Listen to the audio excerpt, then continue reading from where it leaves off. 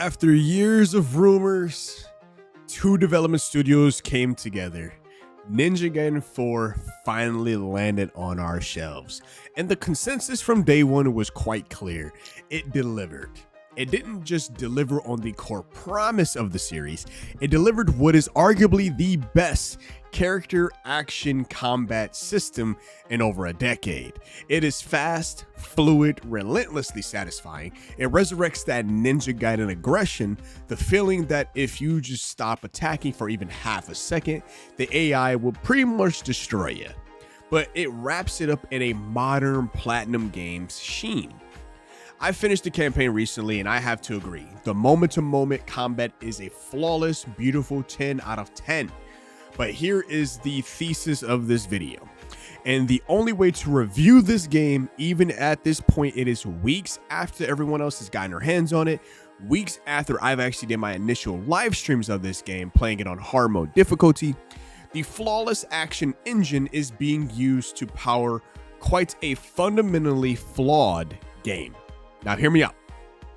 Ninja Gaiden 4 is quite a fascinating creature. It has perfect mechanics, but it fails the long-term idea of what a great sequel or even a great campaign should be. It is a game that, in my opinion, I feel like it is at war with itself, torn between its new identity and the heavy weight of the Ninja Gaiden legacy. And for the next few minutes of you watching this, we're going to look at the duality. First, how the combat system achieved perfection, and secondly, how the game's structure and narrative, in my opinion, utterly failed to build a house around that perfection. So let's start with the mechanical masterpiece. So when the game first dropped, the initial reviews were absolutely right. This combat loop is honestly transcendent. It transcends most action games I've played in quite some time. It takes the foundation of Ninja Gaiden 2's ruthless dismemberment system and adds the fluidity of a Platinum Games title, resulting in something that is much faster, much more versatile than anything else in the genre right now. The core rhythm, though, is pure genius. You are forced into high aggression because dealing damage allows you to recover some health. If you pull back, you will start to get clapped. But aggression is balanced by the new perfect parry, or the Blood Raven form system due to Yakumo. The parry acts as your punctuation mark, right? It is essentially a high risk, high reward move that stops the enemy's attacks and immediately transitions into a powerful attack. This is where Yakumo's design truly shines. Unlike Ryu Hayabusa, whose immense depth was primarily locked to weapon combos, Yakumo's system of hot swapping weapon switching creates depth on the fly. You're not just executing some combo, you're using the drill rapier rapid single target strikes, then you instantly swap it over to the hammer for area effect crowd control thanks to the Blood Raven form, all to set up just your next obliteration technique. But the key here is the enemy AI. And right now, I tell you what, I've been playing Ninja Gaiden since the day the very first game came out. The enemy is quite relentless. They force engagement. They don't wait their turn. This is crucial difference that could separate Ninja Gaiden 4 from more patient, Souls-like action titles. When you master a challenging encounter, it's not because you waited for a safe opening, it's because you theoretically forced an opening. Then you had to sustain that perfect flow state for however long of a combat encounter would last. Honestly, you're constantly cycling through different systems. You got to deal with your health recovery, the Blood Raven meter management, the weapon selection, and positioning. It respects players' skill above all else. And for that moment-to-moment combat, Ninja Gaiden 4 is just peerless masterpiece. And with the year of the ninja being over, now that Ninja Gaiden 4 is over, after dealing with Ninja Gaiden Ragebound and as well as the Ninja Gaiden 2 Remastered, if the engine is a 10 out of 10 for the combat, why does the entire game not feel like a masterpiece? And I can answer that question because the perfect combat engine is driving this broken down story with a monotonous structure. So when we talk about the idea of the game, we look at the structure that supports the combat, but at the same time critiquing the intent versus the execution of the narrative and overall world design. And that right there is Ninja Gaiden 4 failure, and this is where it begins to fall apart. The game asks us to follow a new lead, Yakumo, the young Raven Clan member. Overall, we get to see what it's like for the different clan members other than the Hayabusa clan. He has the spectacular design, a cool moveset, and honestly, he looks cool. He gives that edgy, dark vibes.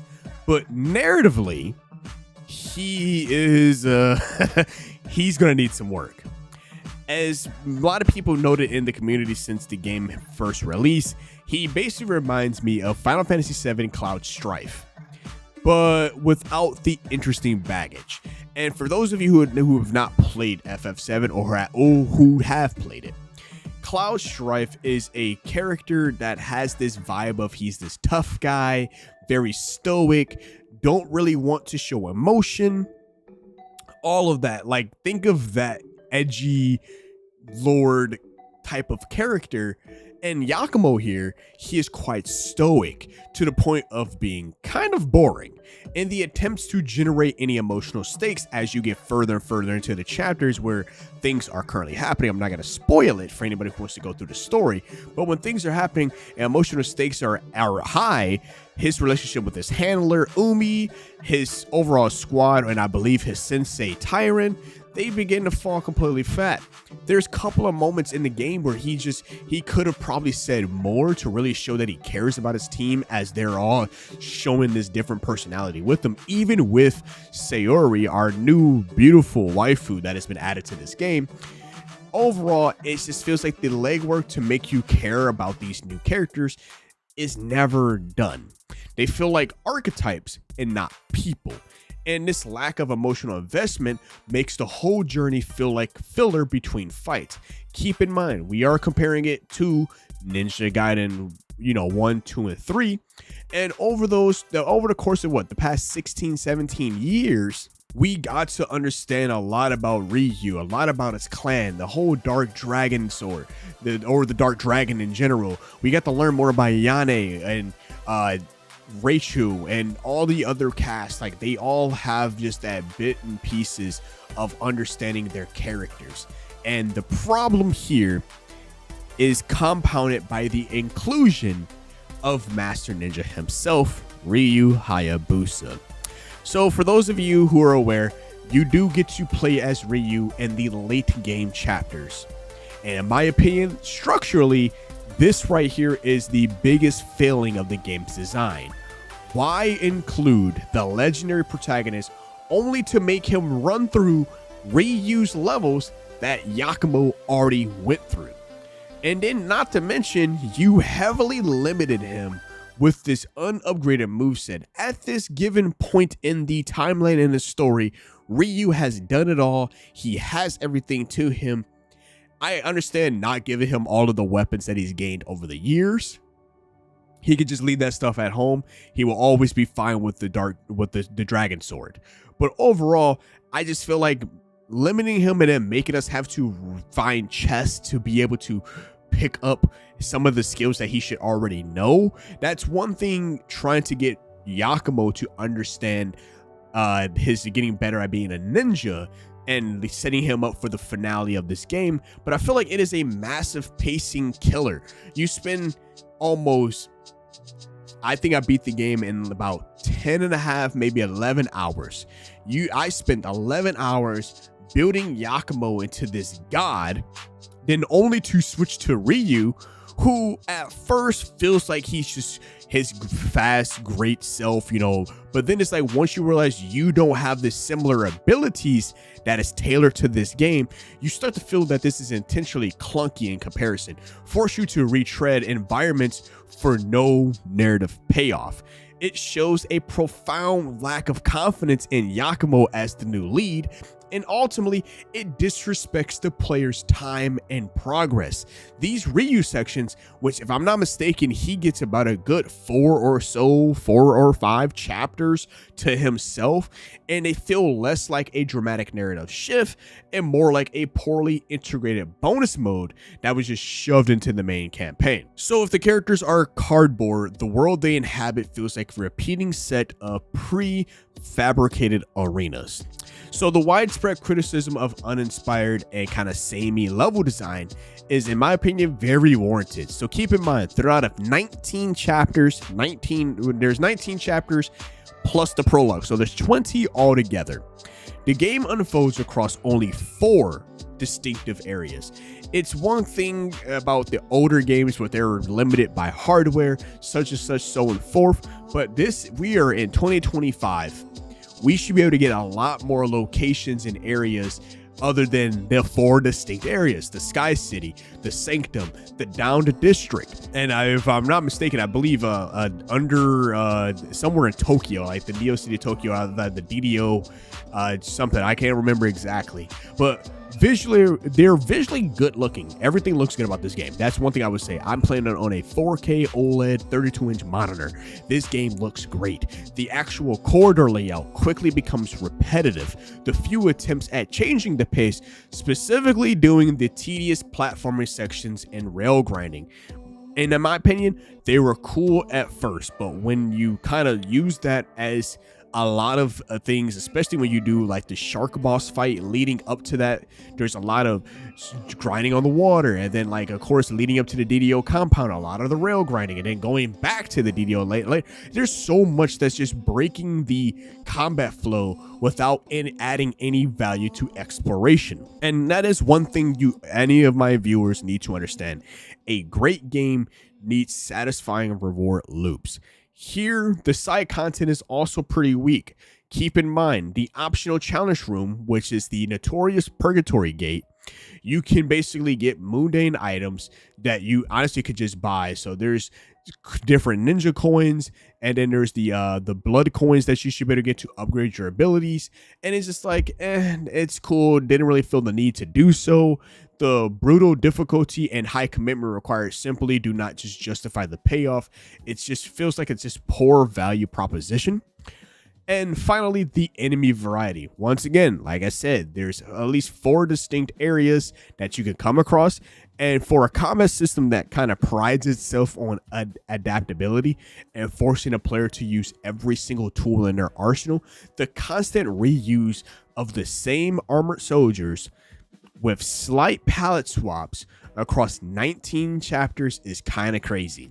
The combat is quite dynamic, but the opposition is static. This results in the action becoming mechanically deep, but visually and strategically monotonous over the length of the campaign. Like I said, 20 chapters later, 11 hours later, I feel like they could do a little bit more when it came to the enemy variety. Now, with that being said, when you step back, the game makes a statement about its own identity.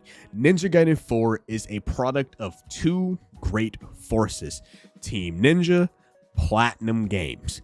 Both of these studios nailed their specialty, and I said they were going to do this months ago when Ninja Gaiden 4 first got even announced and I heard of the collaboration. Team Ninja was going to give us that unapologetic high-skill difficulty philosophy, while Platinum Games, who are very known for doing Nier Automata and Bayonetta, gave us that most fluid, versatile, stylish character action engine that they could offer on the market. But now my question is, and anybody can answer this, who was exactly in charge of the game? Who designed the levels? Who wrote the characters? Because the structural and narrative deficiencies suggest that the game's budget and focus were almost entirely devoted to the combat system, leaving the surrounding world and story as a complete afterthought. It feels like a perfect engine that was built on a half-finished system. And don't get me wrong, I enjoyed my time playing, but the only thing I can come away from this game is like, damn, the combat was great, but what about the story?